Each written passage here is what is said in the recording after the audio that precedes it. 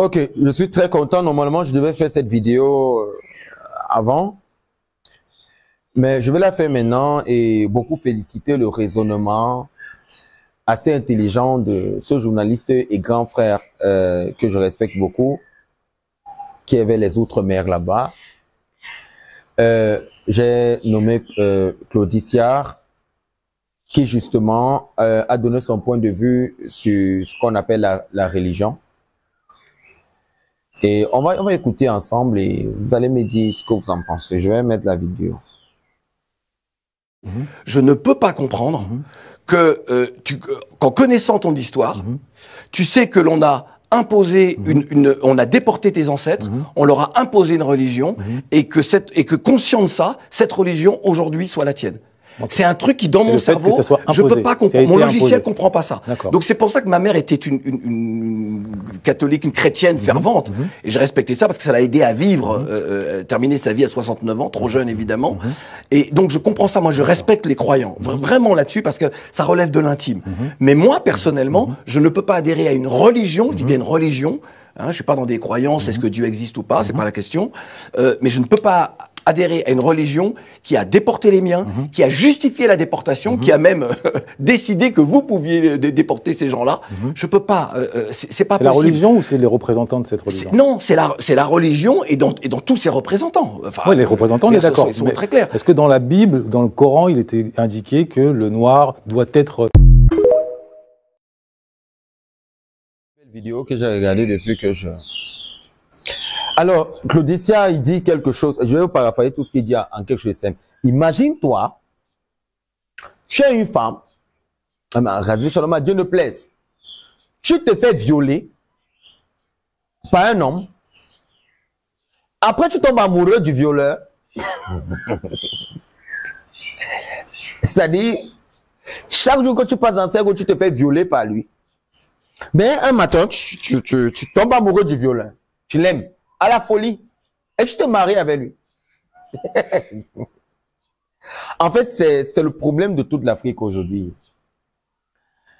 Le problème de l'Afrique, c'est ce que Claudicia, il a dit. Vraiment, rien à voir avec les croyances. C'est ça. C'est qui fait la différence toujours à chaque fois entre la religion et la croyance. Parce que la croyance, c'est le cœur. Vous voyez, la religion, c'est tout ce qui est extérieur.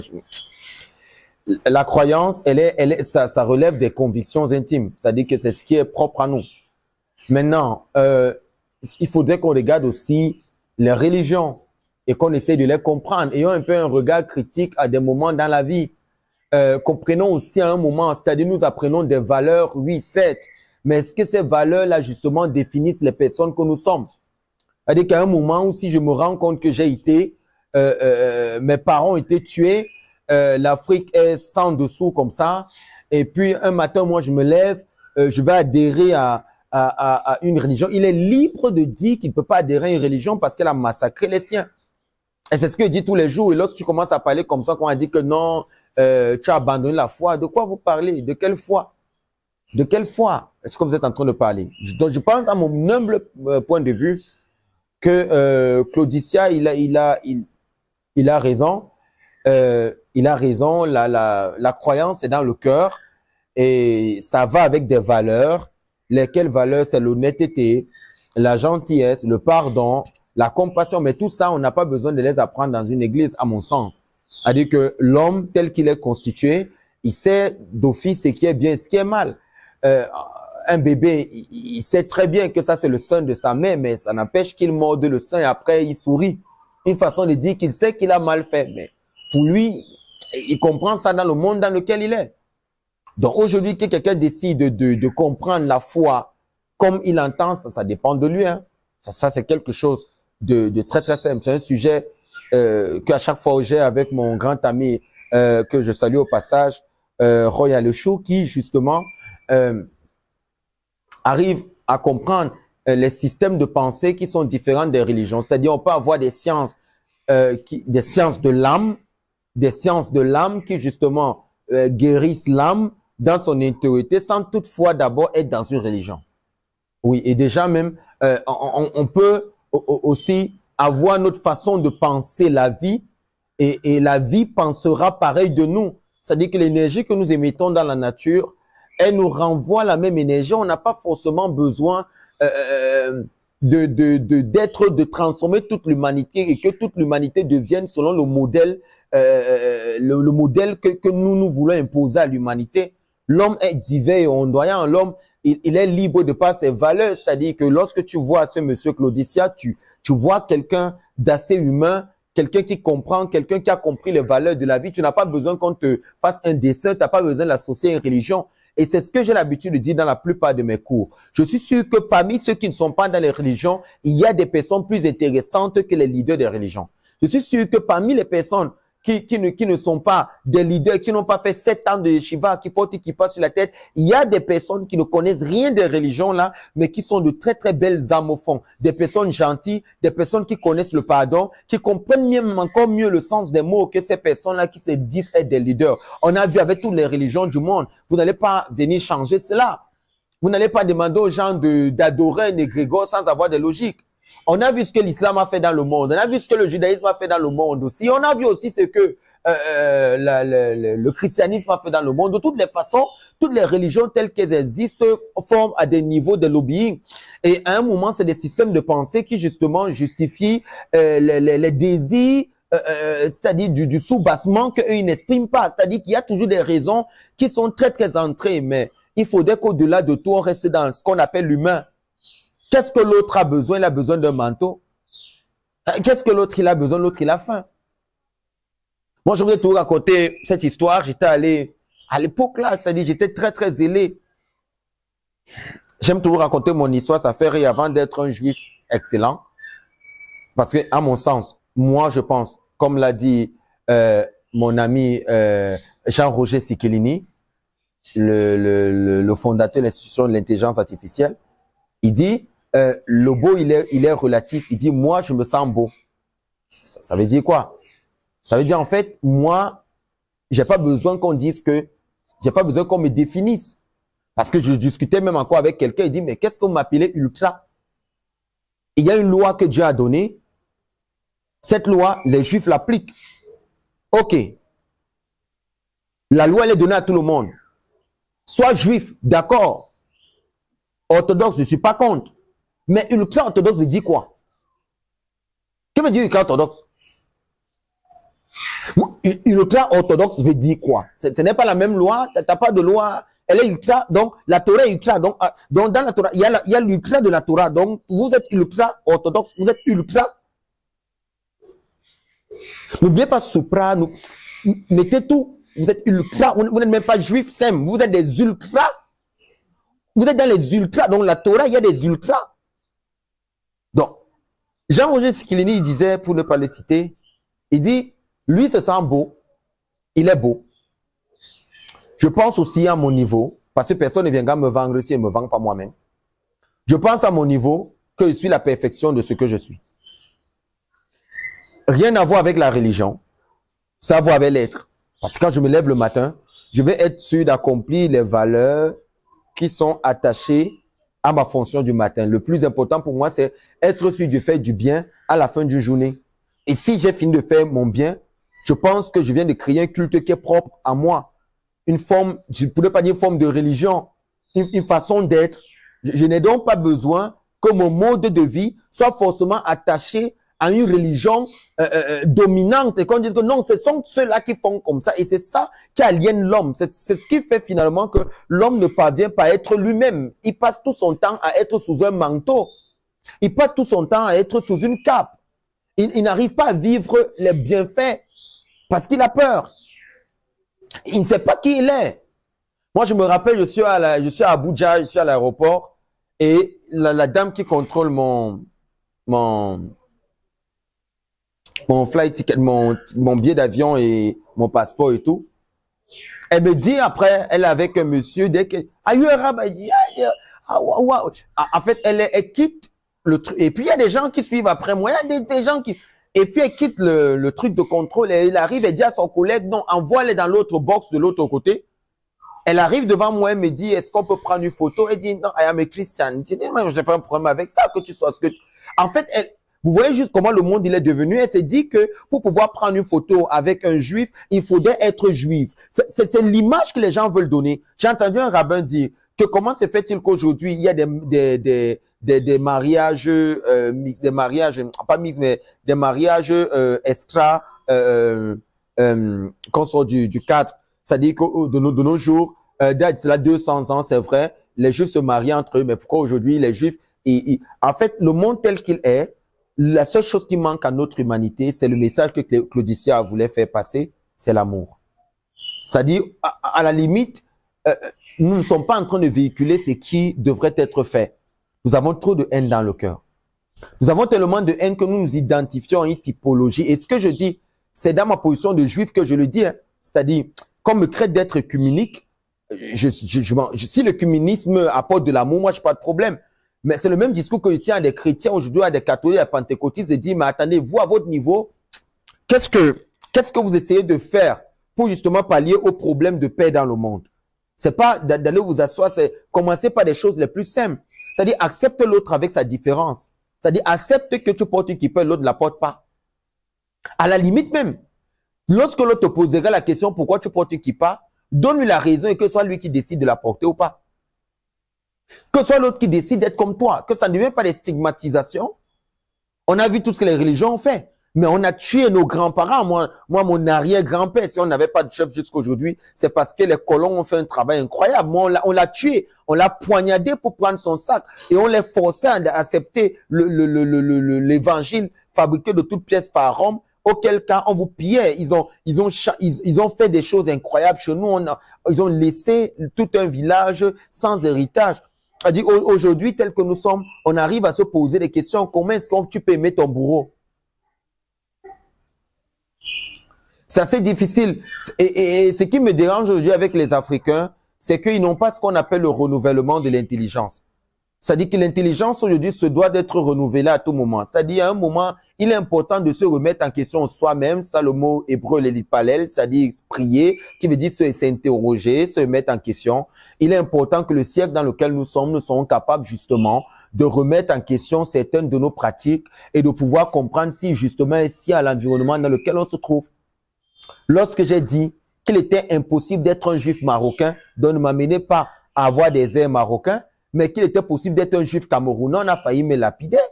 Lorsque j'ai dit que vous ne pouvez pas me déraciner de qui je suis véritablement, m'amener à faire des choses comme les autres, sachez que même nos musiques en tant que juifs auront des airs bantous. Parce que nous sommes bantous d'abord dans l'âme. Pourquoi ne pas accepter ce travail-là? Toujours en train de copier dans l'image de l'autre. Tu veux chanter comme l'autre. Moi, j'ai posé les questions. À quel moment l'étude de l'arabe et l'hébreu a aidé le développement du Cameroun? À un moment, il faudrait qu'on arrête un peu. Il faut qu'on soit soi-même. Développons des valeurs qui, justement, nous aident à apporter un développement plus là où on se trouve. La religion, c'est au niveau du cœur, on l'impose pas à tout le monde comme étant des valeurs universelles. Mais dans notre religion, dans nos enseignements, apportons quelque chose qui sauve l'humanité. Un jour, tant qu'on nous causait, j'ai aimé un discours de Rav Ifa qui avait dit ceci. Si ta Torah que tu enseignes ne parle pas dans le monde des chrétiens, tu n'as pas une Torah. Il dit, il faut que ce que tu enseignes, ça parle aux bouddhistes, ça veut dire, si ça doit parler, tu dois enlever tout trait de religion dessus et parler humain. Il faudrait que les gens se sentent à l'aise. Moi, j'ai vu des gens arriver, oublier même qui je suis, des frères juifs, m'insulter. Oh, bah, je suis devenu, n'est-ce pas, tu es déjà guérisseur, tu es chef traditionnel, mais ils ne comprennent rien à rien. Ils ne comprennent pas. Ils ne comprennent pas qu'ils ne vont pas encore réussir une fois de plus à nous coloniser à l'âge que nous avons aussi. Ça, c'est le message qui est très simple. Je ne pense pas que moi, avec des enfants, alors qu'aucun d'eux ne se soucie de ce que mes enfants mangent, je vais décider d'abandonner le chemin de la vérité, le chemin de l'amour, le fait d'accepter les autres, les considérer tels qu'ils sont. Non, l'autre peut être ce qu'il est. Donne-lui des valeurs morales qui lui permettent d'avancer, mais ne lui fais pas comprendre que tant qu'il n'est pas comme toi, il n'est pas encore quelqu'un. C'est là tout le problème, le yin des religions. C'est de dire aux gens que non, si tu n'es pas né au nom de Jésus, tu n'es pas ceci. Si tu n'es pas converti, tu n'as pas une âme véritable. Mais je connais aussi des gens qui sont convertis, qui créent des guerres partout. Ils en ont fait dans la plupart des pays d'Afrique, pour ne pas les citer. Qu'est-ce que vous pensez? Vous pensez que quelqu'un qui est dans l'islam, qui est un imam, est forcément quelqu'un de pieux? On en connaît aussi qui font des guerres. On en connaît aussi des gens qui font des inquisitions. il faudrait qu'on comprenne que les gens ne se cachent pas derrière des notions qui expriment des valeurs de piété pour justement perpétrer leur mal. Parce que la plupart des personnes pour lesquelles tu donnerais le bon Dieu aujourd'hui, c'est des personnes religieuses. Mais moi, je vous dis encore une fois de plus dans cette vidéo, depuis que je suis né, ceux qui m'ont fait le plus de mal sur cette terre, c'est les religieux. Regardez quelque chose de simple. Il est très facile pour toi de marcher en route et voir quelqu'un qui te voit, il n'est pas jaloux de toi, il te demande simplement qu'il a besoin de l'aide et tu l'aides sans qu'il ne commence à être jaloux de toi. Mais si tu veux confirmer la jalousie, entre dans le milieu croyant dans lequel tu es pour comprendre à quel point ceux qui sont avec toi sont ceux qui te détestent le plus. Il est facile pour toi d'être dans la rue et de rencontrer un enfant qui te dit « Tata, tonton, comment tu vas s'il te plaît, j'ai faim » et quand tu te dis « Que Dieu te bénisse », il n'est dans aucune religion, ce petit ne te connaît même pas. Mais donne un peu quelque chose à quelqu'un dans la communauté où tu es, il estime que ce que tu as donné, soit c'est trop petit, soit c'est pas à sa taille, et soit tu en as tellement que c'est un seul que tu donnes alors que tu aurais pu donner 13. Mais attends, vous ne comprenez pas quoi à l'intérieur. Tout ce qui apporte dans toutes ces occasions de chute-là, c'est faux à la base. Moi, j'ai vu des gens insulter tout le bien qu'on leur fait, c'est caché derrière des religions. C'est caché derrière des religions. Mais est-ce que vous savez qu'on vit dans ce monde parce qu'il y a une force qui nous permet de vivre? Et la seule chose que cette force attend de nous, c'est que nous puissions respecter certaines valeurs, c'est-à-dire des notions anthropologiques, des notions sociologiques, qu'on arrive à comprendre un certain nombre de choses, comment la vie fonctionne, avoir beaucoup d'amour, ne pas critiquer les autres. Bah, tu peux être rabbin, mais qui t'a dit que forcément ton chauffeur, il sera juif? Hein? Il peut aussi te dire non, il est venu travailler son argent. Quand tu vas au mouton, au marché acheter un mouton là, c'est pas les juifs qui le vendent. C'est des gens qui ne sont pas juifs, qui sont musulmans et dans leur foi, ils ont compris qu'ils doivent vendre le bœuf pour que toi, qui es juif, qui n'a pas eu l'intelligence de te faire un, vous appelez ça comment? De te faire un range. Ta religion ne t'a pas suffisamment aidé pour penser comme ça. Lui, dans sa religion, il a été suffisamment aidé pour penser ainsi. Il a fait un range alors qu'il est musulman. Mais toi, tu arrives étant juif et tu achètes le mouton et tu veux le discuter. Tu veux discuter le prix. Il n'y a pas de problème. C'est comme quand tu prends le taxi. Tu te stoppes taxi, le taxi, il est propre. Tu entres à l'intérieur. Tu es fier. Et puis, le chauffeur, il est chrétien. Tu dis, tu peux me laisser à tel endroit. Il te laisse. Et puis, tu arrives. Après, tu te rends compte que tu n'as plus d'argent dans tes poches. Et puis, tu ne sais pas comment t'exprimer. Le chauffeur te regarde, il dit, ne me gâte pas la journée. Tu dis, s'il te plaît, je n'ai pas. Et il te dit, vraiment, je ne peux pas t'en vouloir. Tu es en train d'aller où? Je vais de l'autre côté. Le chauffeur enlève 1000 francs. Il te donne en plus que tu n'avais pas. Toi, tu es juif. Et puis, il te dit ceci. Vraiment, que Dieu te bénisse. Et comme il sait que t'es pas, il ne sait même pas qui t'es. Il te dit vraiment que Jésus te garde. C'est la seule chose qu'il a. Il ne donne que ce qu'il a. Mais attends, va un peu t'asseoir seul. Pose-toi la question si c'est ton frère juif qui t'a donné ça. Non, non. C'est pas ton frère juif qui t'a donné. La vie dans laquelle nous vivons, même à l'hôpital, c'est pas les juifs qui t'opèrent. Que les Africains arrêtent un peu de vivre dans ce monde d'incongruité morale, où ils sont toujours en train de vouloir construire quelque chose d'abject qui n'existe pas. Tu vas dans un hôpital, ce n'est pas les juifs qui t'opèrent. Ta vie entre les mains des chrétiens et des musulmans. Où est ton indulgence? Qu'est-ce que tu crois? Tu crois que tu vis dans quoi? Tu es dans quel monde? Les maîtres disent dans le Zohar que nous vivons dans un monde qui s'appelle Alma Beshikra. C'est nous vivons dans un monde de mensonges. C'est quoi? Que veut ce monde de mensonges? Il voudrait justement, comme Claudicia a dit, qu'on respecte les valeurs les plus simples. Lesquelles des valeurs? Aimons l'autre sans toutefois le juger. On peut décider de ne pas marcher avec quelqu'un, mais on doit apprendre à aimer l'autre. Qui vous a dit que le fait d'être musulman, c'est le sommet de la vie, ou le fait d'être chrétien? On meurt tous de la même façon, tout comme les juifs. D'autres meurent par accident, d'autres meurent sur leur lit d'hôpital. Et on est tous enterrés, tous de la même façon. D'autres vivent dans des coffres, d'autres vivent dans les vitres. Toujours est-il que de la même façon, on meurt tous, on est tous enterrés et les mêmes asticots nous mangent. Aucun asticot n'a le Coran ni sur la main, ni la Torah, ni la Bible. Pour lire que non, celui-ci c'était tel. Il faut qu'on fasse très attention. Le monde dans lequel nous vivons doit avoir beaucoup d'amour et de considérer les autres. Il faut qu'on déconstruise ce qui est à l'intérieur de nous. Parce que l'information que nous avons a créé de l'orgueil. Plus on est informé, plus on a de l'orgueil. On a moins de tolérance et moins de considération. Il y a des valeurs universelles qui ne changent pas. Là, je suis d'accord. Mais il y a aussi des choses pour lesquelles on devra aussi se battre. Être la meilleure personne. Tu ne peux pas imposer. La vie, elle est telle qu'elle est. Il faut aimer tout le monde et apprécier tout le monde. Et ainsi, on appréciera la belle âme que tu es. Ah oui, quelqu'un m'a posé la question, tu construis une synagogue, pourquoi? C'est pour les juifs. J'ai dit, pourquoi tu parles de juifs? Qui parle de juifs ici? Ben, c'est ça le problème des gens. La maladie ne choisit pas la religion avant d'habiter dans un homme. La maladie ne choisit pas la religion avant d'habiter dans un homme. Les gens me posent, est-ce que celui qui doit avoir le rabbin doit être forcément juif? Pourquoi? Qui a dit ça?